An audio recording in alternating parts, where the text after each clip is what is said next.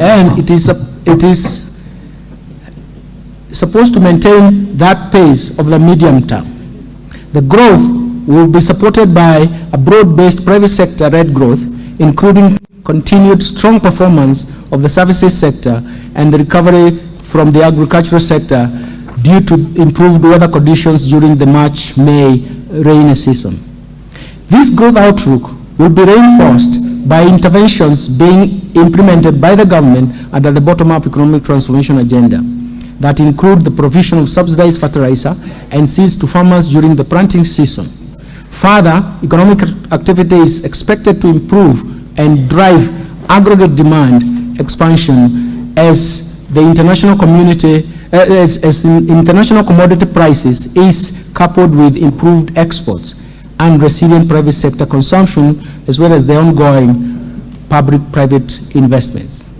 Mr. Speaker, the government will continue to support economic recovery by pursuing prudent macroeconomic policies geared towards reducing debt vulnerabilities and supporting sustainable and inclusive development.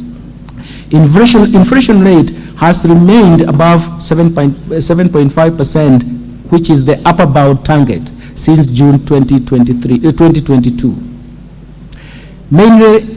This is driven mainly by high food prices and energy prices following the adverse weather conditions and high global oil prices, but also compounded by the pass-through effects from the domestic currency depreciation.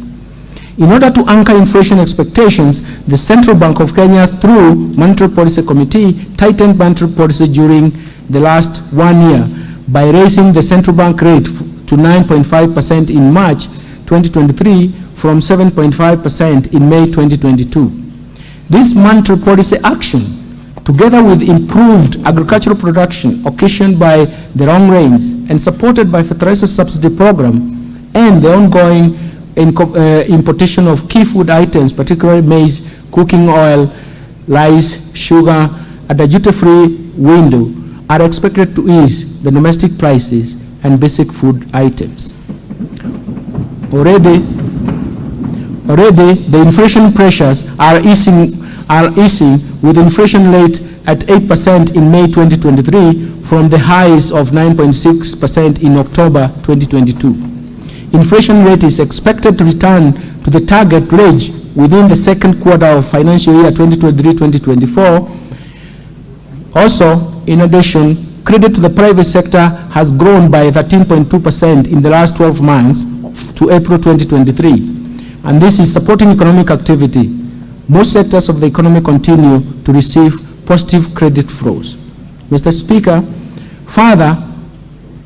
to further anchor inflation expectations, the Central Bank of Kenya will continue to implement reforms outlined in the White Paper on modernization of the monetary policy framework and operations that are aimed at enhancing the effectiveness of monetary policy formulation and implementation to prevent monetary policy falling behind the curve. These reforms include refining macroeconomic forecasting frameworks in line with the changing structure of the economy, improving the functioning of the interbank market to strengthen monetary policy transmission, and continued improvements of communication on monetary policy decisions.